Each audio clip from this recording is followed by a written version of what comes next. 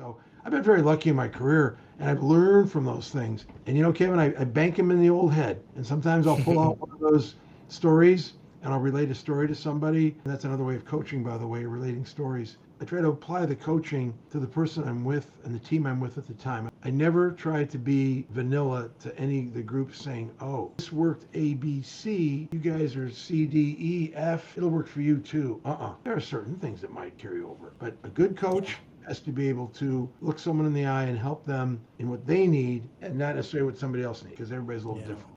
Welcome to Career Coaching Secrets, the podcast where we talk with successful career coaches on how they built their success and the hard lessons they learned along the way.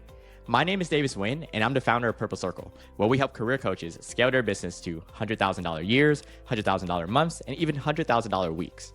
Before Purple Circle, I've grown several 7- and 8-figure career coaching businesses myself, and have been a consultant at 2 career coaching businesses that are doing over $100 million each. Whether you're an established coach or building your practice for the first time, you'll discover the secrets to elevating your coaching business.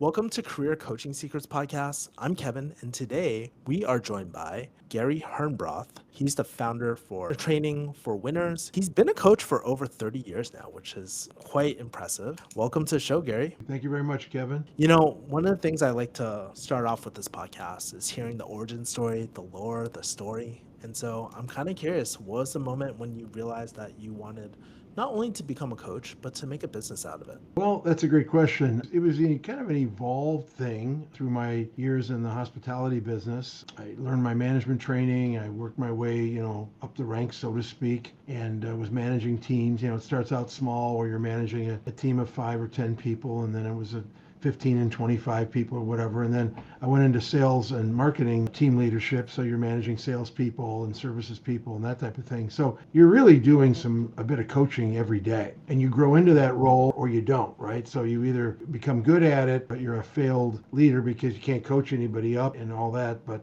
fortunately for me, I kind of took to it. My dad was a lifelong coach and teacher, and I think a little bit more of his DNA. He was probably one of my inspirations because he was a longtime teacher, professor, school administrator, whatever. So, helping people and coaching them up, I want to say came natural to me. It did. I made a lot of mistakes too and things like that, like we do when we're learning. I was very comfortable helping other folks, and I say coaching up, that's a kind of a general term, but helping them to make them a little bit better. I didn't force it. I'm not trying to make myself sound like something extraordinary in terms of it, but people have told me this, that they felt comfortable and confident coming to me for advice. And it just started to happen a little bit more. People say, well, Gary, can we run this in front of you? Gary, do you have a few minutes? I want to throw something at you. Or I know this isn't in your area or with your team, but I have this going on with my team or my area. I was honored, quite frankly, that they sought my advice. And, most of the time, I think I gave pretty level-headed advice and based on, some logic and some intuition and some common sense, really. Something that's in great demand these days. I have common sense and critical thinking skills. So I think it's always kind of been in me, and it just evolved in my corporate world, in my corporate life in the hospitality business. That really gave me a catapult. My customers started to say, well, boy, if you ever quit this job or quit this career, you should go into speaking and training and things like that, doing workshops, because you'd really be good at it. And of course, I tossed those comments off as compliments. I said, oh, that's very nice of you to say.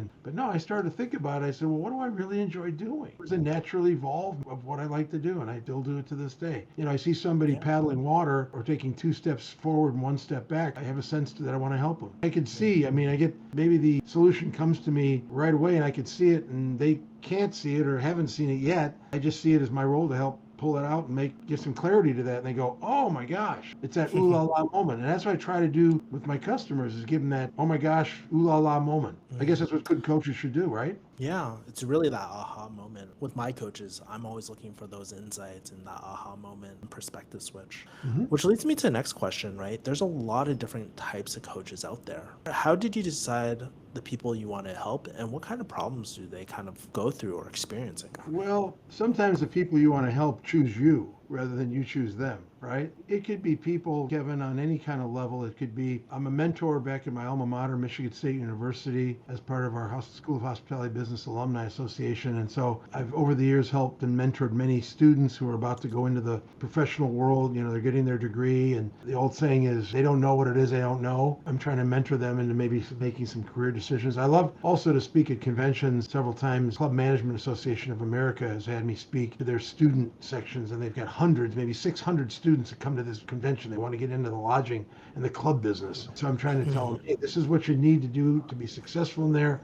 And if you know this, you'll be ahead of your competition. And who's your competition? They're sitting next to you. They're trying to get jobs like you're trying to get jobs in the same business, in the same industry. So get a leg up on your competition. So I'm helping what I would call emerging professionals. I also like to help people who are getting their feet wet in terms of their first management or supervisory job, because maybe they were great performers in their own right, but now someone's promoted them and said, hey, we're going to put you in charge of this team, or you can supervise a few more people. Oh, well, now all of a sudden now I've got to be responsible for other people, not just myself. So, I may have been hitting a lot of home runs at this level for myself. Now I've got to make sure with this team, I'm now responsible to make sure that they're hitting home runs. And to use a baseball analogy, you can't go up to the plate and swing the bat for them, can you? You got to know how to help them along. So it could be those people. I also find a lot of my clients are kind of in that mid-career stage where they're not quite sure they want to keep doing what they're doing, or they're burned out doing what they're doing and they want to find that spark. So it could be, taking on a new challenge. And then, as you and I mentioned before we went live, is that group of solopreneurs or entrepreneurs who want to branch out and do their own thing. And so they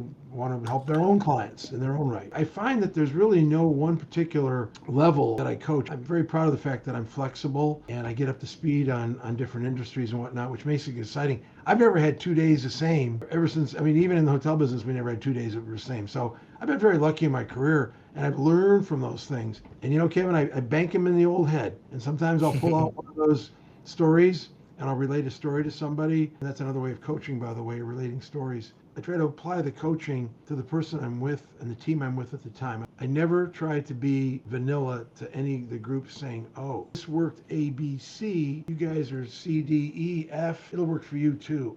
There are certain things that might carry over. But a good coach has to be able to look someone in the eye and help them in what they need and not necessarily what somebody else needs, because everybody's a little different. There's a nuance to that too. And as you're going through each one of the types of people that you kind of help, these different profiles, you articulated their problems like really well as you were speaking. Like you mentioned the whole management, people who are just starting a management role and all that. I thought that analogy was really good. And you also said something earlier about like sometimes you don't choose your clients, they choose you. And so let's talk about the marketing for a second. How do people typically find you in terms of the marketing to work with you and all that? Sure. The easy one is, how do you reach the greatest amount of people in the least amount of strokes, right?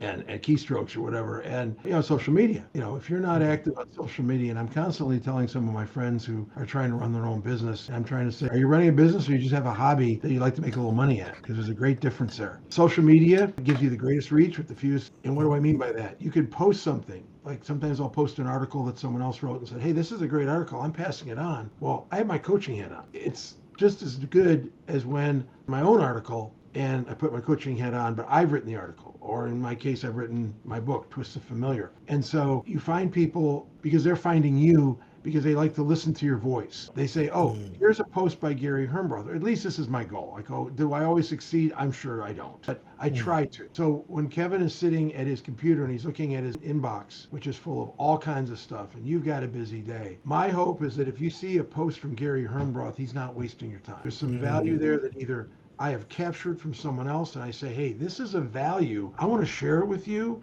not to grab any glory or anything, but I'd like to think I'm smart enough to realize when I've read something that's impacted me, might also impact somebody else. So I'm sharing you the work of others. And of course, I write back to that person. I say, hey, I circulated your article or I tagged you in it. And I always get these nice notes back. Oh, Gary, that's great. Well, you grow your network that way. Other times I'll post things that I've done, research that I've done, things that I've come across, stories I've encountered, maybe stories of travel, good, bad, or in the middle, all in the spirit of being out there, being a voice. And then what happens, Kevin, is slowly over time, when people see that you're not clogging up their inbox with pictures of, with cat videos and pictures of dessert you've had in hotels. Here's a guy, he's trying to bring value to my life. And so they'll call me and they say, hey, Gary, do you have anything for a team that, Or, our team is going through somewhat of the things you've been talking about or posting about. on these conversation threads, affinity groups on LinkedIn. Do you think you could come and help our team? Because it sounds like it's exactly what we need right now. We're in a rut or something like that. Come and help unstuck us, right? We're stuck. So that's how I kind of find it. So social media is one, and you've got to stay active. I also think that the written word carries a lot of power, and I'm always coaching my own clients, write some stories, LinkedIn is a beautiful vehicle because it allows you to write a story and post a story and put it as part of your profile. And I've had people say, well, can you send us this? Can you send us that? And I'm happy to do so. But I always say, look, if you want to get inside the mind of Gary Hernbroth and how I think, where I come from, and maybe what I stand for, or the ideas that I represent, don't just look at my years doing this and years doing that. Where some people are so resume driven, Kevin. I have a resume I'm proud of. Let's get over that, right? Go into my stories and read those kinds of things and see if I'm the kind of guy who's your guy, right? So if you like the way I'm talking about innovation, branding, sales, customer service, leadership, if you like what I'm saying about that, then you're inside my head because I wrote that stuff. Okay, I don't use any AI to write anything. If you like me and you like the things that I'm writing about and it hits a chord with you, then we should do some business together. If after reading the articles, which is not, I didn't write them to sell anything. I wrote them because I got a topic and I'm a serial writer. I admit it. I admit it to the world. I write it to help people. I write it to get people excited. I write it to get people sometimes a little bit perturbed and a little bit stirred up, like, hey, I'm not doing that. I can do that. Here's a simple story, and why can't I do that? And so, yes, I try to get people perturbed once in a while, because it's a great emotion. You have to strike an emotion with people, and then they come to you and say, maybe this guy would be good in front of our team. Maybe this guy would be good in front of our annual sales conference. Or, we've got these young leaders who need a lot of help. Maybe we should bring Gary in and have him work with our young leaders. So that's how, to answer the question, people find me. So social media is number one, but it's how you use social media. Write articles. Get involved in conversations. I think one of the laziest ways that people can do, they think they're on social media. Oh, Gary, I do a lot. I said, well, what do you do? Oh, I'm always hitting the like button. Well, like buttons, Kevin, as I'm sure you know, it's a polite way of saying, I stopped by on my way on the bus down and I got out for a breath of fresh air, noticed you, hit the like button, I'm on to the next bus stop. Engage with the person and say, hey, Kevin, I really got a lot out of your art. Pay them a little compliment. Say, the same thing happened to me. Good to know I'm not the only one. Now, what that does to me when I get a comment like that is I know I struck a chord with someone. Some other human being, 30 seconds, 180 seconds, 5 minutes, I don't know what it is, to write a response to me. And sometimes it's a counterpoint. Like, well, Gary, that's one point, but I have another point. And then we engage in conversation. We don't go to war. We engage in conversation. I know that hit a chord. But so many of my colleagues, they just hit the like button and think they're doing a great job in social media. So that's not how to use social media. The other thing you can do is do videos. You could get a YouTube channel. A lot of it is trial and error, Kevin, as you well know. When you're out there in the wild, wild west and you're trying to get, subscribers or this and that, boy, you can follow a lot of prophets. As a coach, as you might imagine, I get a lot of spammy stuff. A lot of salesy stuff. I don't like to do salesy stuff. I like explaining here, do it more organically. If I had attended every webinar that these coaches, I don't know how you say it, they want to pay me to help me coach or whatever. If I said yes to all of them, and all the webinars, and I go to a few. If they're interesting, I'll go to a few just to see. Sometimes I see what I like, and sometimes I see, never want to be that person. It's all sales, and then at the end, it's like, buy my system. Just plunk your $1,999 down in your credit card, and you'll get my real stuff. This is the taste, That's not me. So all these people who are out there coaching coaches and things like that, I'm not saying they're all illegitimate because I don't want to insult my audience here. There's many fine people doing that. I had a friend refer to them recently as snake oil salesmen, and they all have the stick. I'd run out of time and money, Kevin. So I don't recommend that for people to really get into that whole arena of saying you've got the greatest this, the greatest that. You've got 5 clients that turned a business from $5,000 a year to $5,000 a day.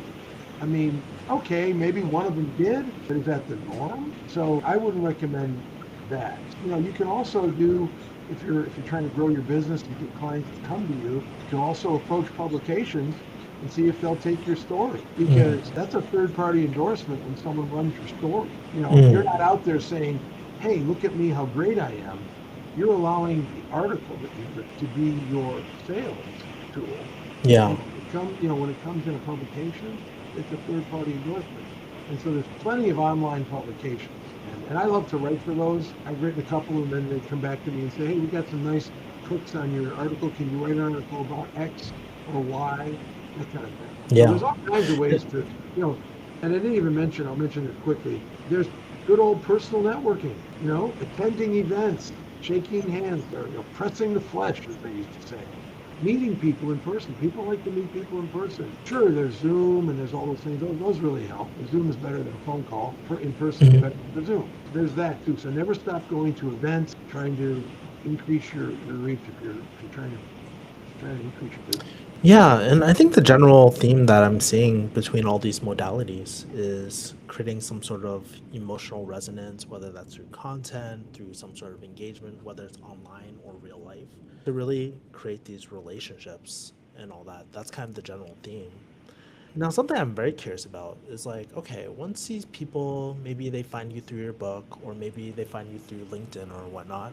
When it comes to actual coaching, what do these modalities look like? Because one of the things I love about this podcast is that I can see the different, like, I love learning about the different business models that different coaches are using. Some do one-on-one coaching, some do like group coaching. If you're comfortable, can you walk me through your different coaching modalities that you offer? Sometimes they're evolutionary. I might start with a big audience. I might be booked as a speaker and do a keynote, several hundred people in front of me. To do a breakout where there's 100 people in front of me or 60 people in front of me. The evolution comes from people peeling me away from the group afterward and saying to me, Gary, I think you'd really be good for our group, and we're having a meeting in the fall, and things lead to things, and next thing you know, I'm in front of their audience in the fall because they saw me at this event. So it's that kind of an evolutionary thing. Obviously, if you're a good coach, if you're a great coach, I should say, I use the word good, but I really mean if you want to be at next level. A great coach is able to nuance. You used that word earlier, and now I'm going to be stuck on it for a day or two because I love that word.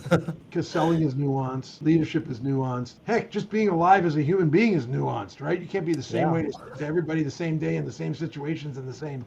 But anyway, you've got to be able to nuance yourself from connecting with an audience of several hundred in front of you and being effective and trying to hit that gear in their head. And you've got to be able to, I'll say tone it down, but you've got to be able to singularize. And by the way, Kevin, I make up words as I go sometimes, but you've got to be able to singularize that to one-on-one. So Kevin, if you and I were doing our coaching session right here and we're on this screen, this tile, I have to be able to connect with you. Now, there's a much better opportunity to do that and get deeper than in front of 200 people. But a good coach has to know that they can't show up in front of an audience, probably a little bit more animated, a little more loose. When I coach one-on-one or even in a small team like that, I do more listening, right? So when you're on stage, you're not really paid to listen. You're paid to speak and engage and fire people up and all that. Yes, you take questions from the audience. I know many people saying, well, doesn't he take questions? Yeah, that's not the listening I'm talking about. When you say, what kind of methods do you use? When I'm doing, shall we say, more intimate coaching, I actually start out by not saying anything. I listen. I'll ask a question and I follow my own rule of 90-10. 90, if you want to find something out from a prospect in sales, I have this 90-10. So you ask a question and then you zip it, you shut up. One of the best sales tools I could give anybody is the ability to shut up. Well, if I'm talking too much in this podcast, you just tell me to shut up. But 90-10, they do 90% of the talking. I do 10% of the talking because you learn by listening, others talk, not you talking with them. So I have a whole different ingenue to use when I'm one-on-one coaching. Why do I start with questions? Because I want to learn about this person. You don't have time or the platform to do that when you're in front of a big audience. You've got to inspire them. You've got to get them to rise as a group and take some action and find that little, like I said, that little inner gear that I'm going for. With one-on-one coaching, the nuance is sometimes we spend a little more time on one topic, a little less time on another topic, but I want to get to know them on a personal level. And I actually become friends with a lot of people I coach because they want to stay in touch. They want to keep Coach Gary, talking, and I don't even bill for that. If you want to reach out to me after coaching and just throw something in front of me, a lot of them are very comfortable calling me with a dilemma that they've come upon. Gary, I got to tell you, I might have to leave where I'm working. It's gotten so bad. Would you mind listening? Kevin, that's a great compliment to me, that they want me to listen to their situation and maybe I can help them. Maybe come up with some things they hadn't thought about. You talk about modalities. To be a great coach and a speaker, to some people it sounds glamorous, to some people it sounds easy, to some people it scares them to death. But you've got to be able to flip that gear and be able to turn on a couple hundred people, medium-sized groups, and then do the one-on-one. That's very, very important. If you can't do that, if you're all about sis boom ba, marching bands, fireworks all the time, stick to the stage, because the one-on-ones, they don't need the marching band anymore. They want you to listen to them, listen to their situation, and help them. I'll do a lot of, what kind of organization are you working? What's the culture there? What's your boss like? How do your folks see you? Things like that. I really get these people. And here's another compliment. I never thought about that. No one's asked me that. When I hear those kinds of questions, I know I've hit pay dirt. It's all football. Because when someone says, I never really gave that some thought, well, maybe you should now. Or I have thought of that, but I've never found a way to articulate it to anybody. Now you should. And that's really when you're hitting it right there. I try to become a true partner with who's ever hired me to coach them, because I guess I'm old-fashioned in this way, but there's a kindred spirit that we build, right? Like having a friend in college, or growing up, or your baseball buddy, or your classmate, or spouse, partner, whatever you've got a kindred spirit with that person. There's a connection there that goes to a deeper level. And I like to think that, if people will let me in, I'll help them as much as they want to. And I feel like there's a kindred spirit that they thought enough to seek me out. I take it very personally. I take my coaching very personally. Yeah. So as you're explaining, the one thing I think about is the concept of versatility, because you have to be very versatile, how you engage one-on-one, from like speaking versus organizational teams. You explained that dynamic pretty well. I'm also kind of curious because a lot of coaches, they struggle with like, okay, maybe they know their modalities, but the pricing strategy. And obviously you don't have to give any hard numbers, but I'd love to talk about pricing strategies. How do you typically structure your pricing? Like some people I know do like project-based, some do value-based, some do some sort of retainer. Like in terms of pricing models over the years, like what have you considered, I guess, or tried? I'm going to answer it in 2 words. Yeah. It depends. Now, I'm going to give you a little bit more than that, because I know you asked a good question. Is that all this guy's going to give me? Then, It's nuanced, right? So, yeah. But it really depends. I tailor or customize my messages, topics, my subjects, my delivery. Some groups are more playful, so I do more gamification. Other groups are more serious, so they wouldn't go so much for the gaming. Some groups are, they love role plays. Other groups can't stand role plays. I mean, you have to kind of, sometimes I have to tell my clients what it is they need, because they think they got it figured out with what they need, and they don't really have it figured out with what they need. That's why they're facing some of the challenges that called me in the first place. The pricing stems from that. Some of the things I take into consideration is, how big a job is it?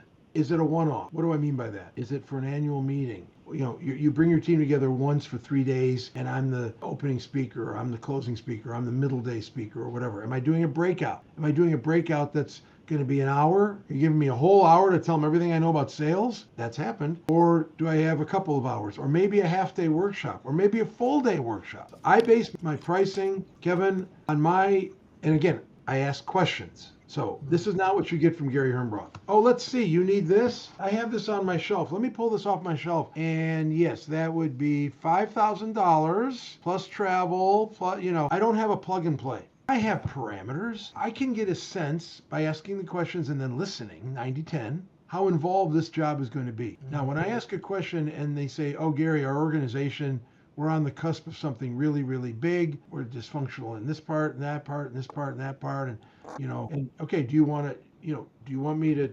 think you want me to solve all your problems in an hour and a half session? Or are we going to do maybe a deeper dive where we start with an hour and a half session and then you put me on a retainer? You use the word retainer. That's good money in retainer, but you have to work for it. You have to stay on the case. You have to stay relevant or whatever. So I look at this, Kevin, and I go, okay, this is a presentation, or is this the beginning of several presentations? The number of people also matters. I'll tell you something. You can do a general session for 45 minutes to an hour in front of 300 people, or you could do a coaching program of 2 or 3 Zooms and an in-person workshop for 10 people. Guess which one's the harder work? Probably the smaller one, maybe. Yes.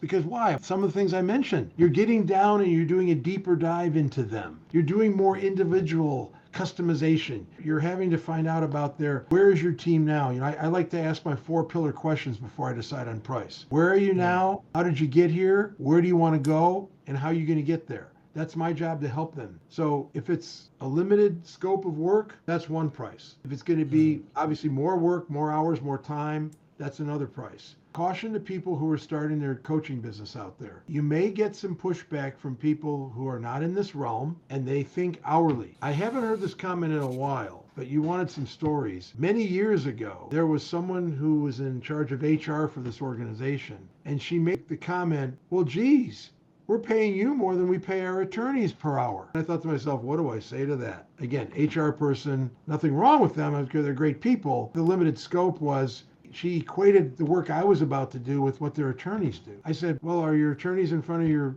group talking and helping them grow?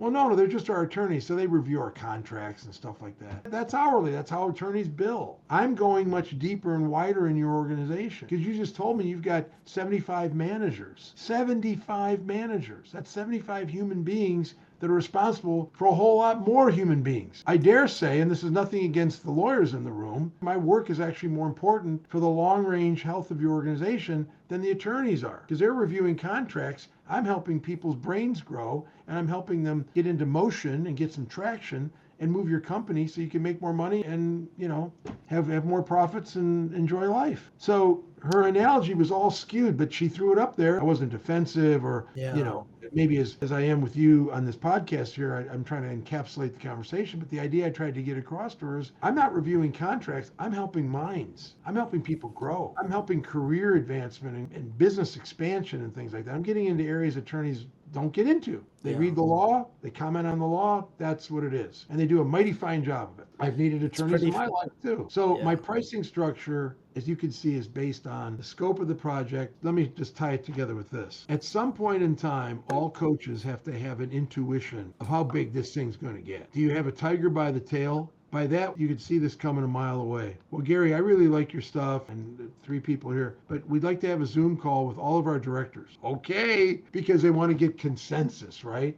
Everybody has input. I've had this happen more than once where we're putting together a sales workshop or a program or 2. And I think I've got the topics down from what they've told me. Did my job of asking and listening and zipping it and shutting up and all that stuff. But then you get all these other players coming in and they all want a piece of that pie. Well, Gary, can you also cover this? Can you also cover that? Can you make sure they're included? Hey, Sally, why don't we bring in all of our branches and have, wait.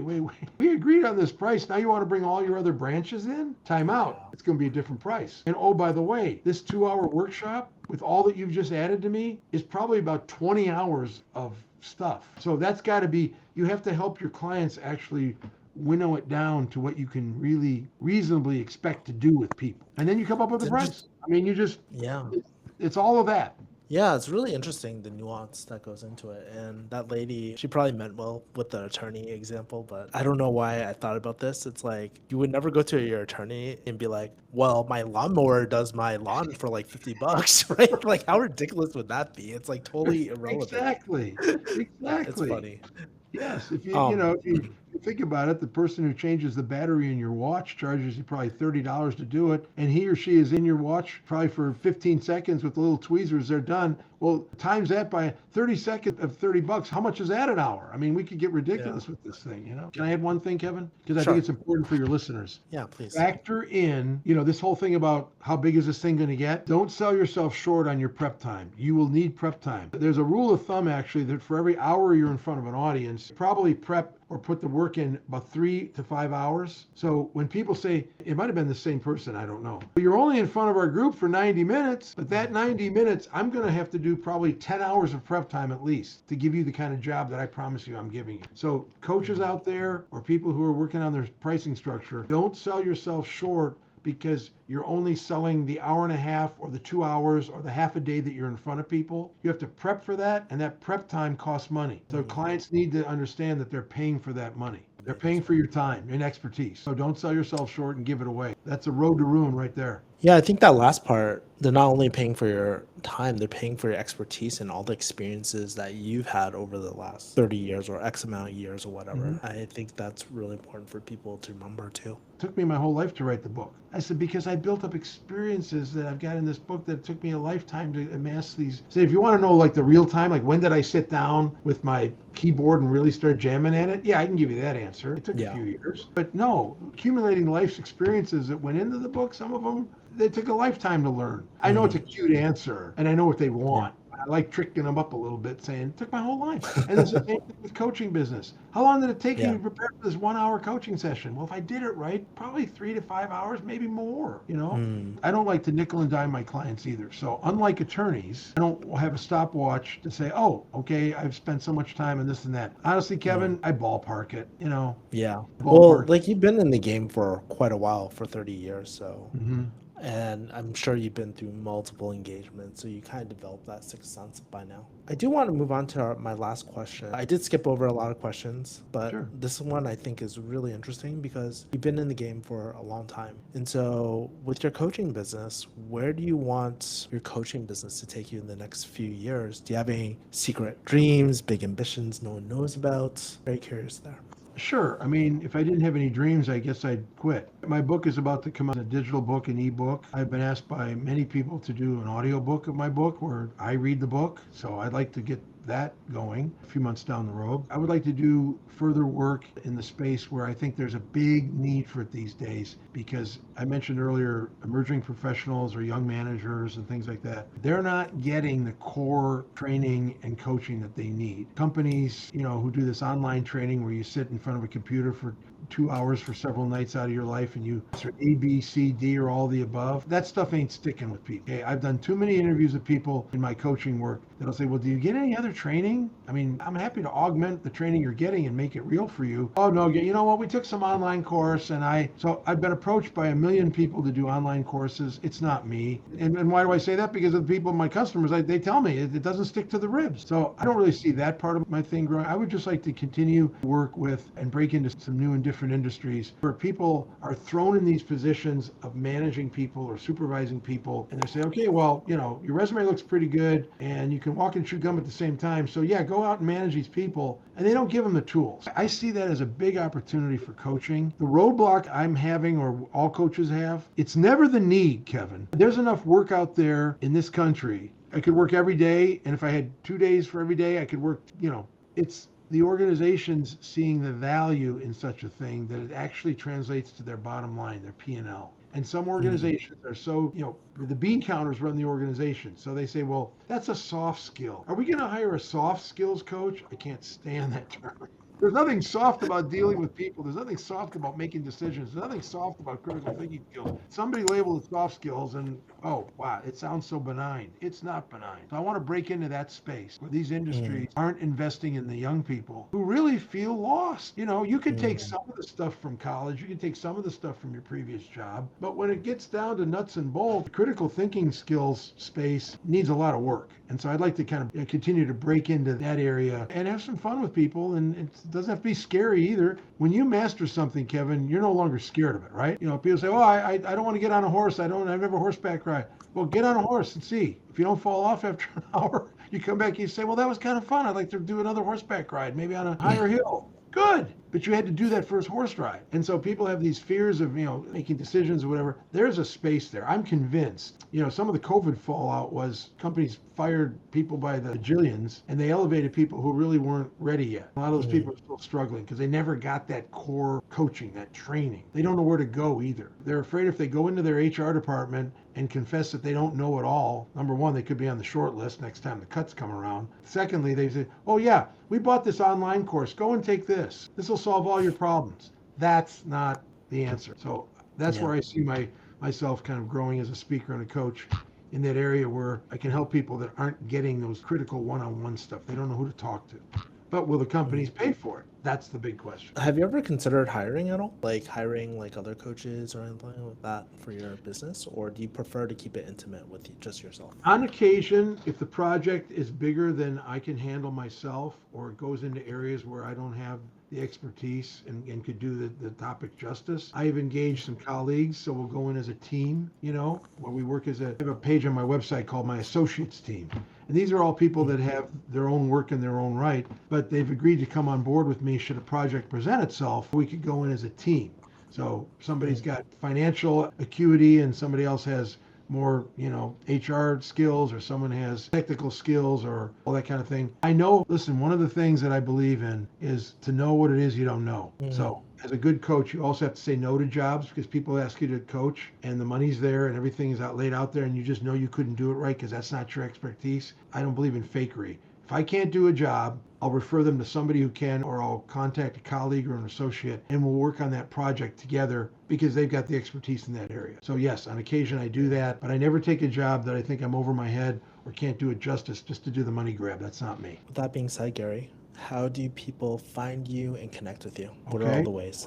Yep. Full disclosure, guy. I've got a website. It's trainingforwinners.com. We're doing a renovation of it because it's just time to do it. It's still up there. They're working on it while it's renovated, but it's going to have a new look, and I'm really excited about that. They can find me on LinkedIn. I have two LinkedIn accounts, actually, Kevin. I've got Gary Hernbroth, and I've got Training for Winners, which is my company. And I usually post on one and I post on another. I've got a Twitter X account, Speaker Coach Gary. I've got Instagram, and I've got a Facebook business page for Training for Winners too. So they can find me there, they can find my company there, and they can find my book, Twist the Familiar, available anywhere, that kind of thing. So pretty full disclosure, if you can't find Gary Hernbroth, you are looking very hard. And that's the other thing with coaches. You've got to be available to people. This may sound like a little piece of advice that seems almost inane to mention, but I'm going to mention it to you for the benefit of you and your listeners. Why do people just put their first names on emails when they want my business and there's no phone number to contact? If you want me to contact you, give me your phone number. I won't pick up the phone, maybe call. People still make phone calls, but if you're going to try to get business, be full disclosure with people, and anybody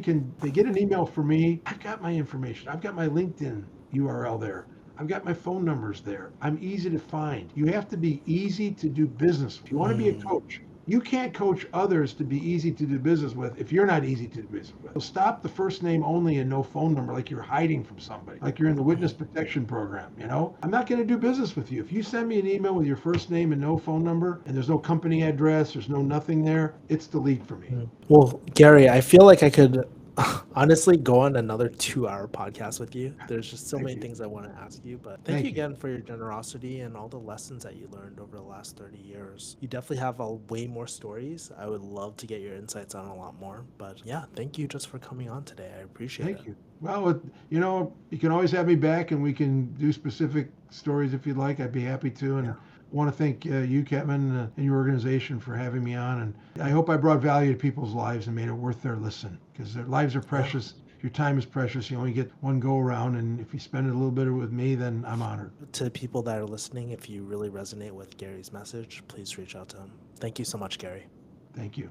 That's it for this episode of Career Coaching Secrets. If you enjoyed this conversation, you can subscribe on YouTube, Spotify, Apple Podcasts, or wherever you're listening to this episode to catch future episodes. This podcast was brought to you by Purple Circle, where we help career coaches scale their business to $100,000 years, $100,000 months, or even $100,000 weeks, all without burning out and making sure that you're making the impact and having the life that you want.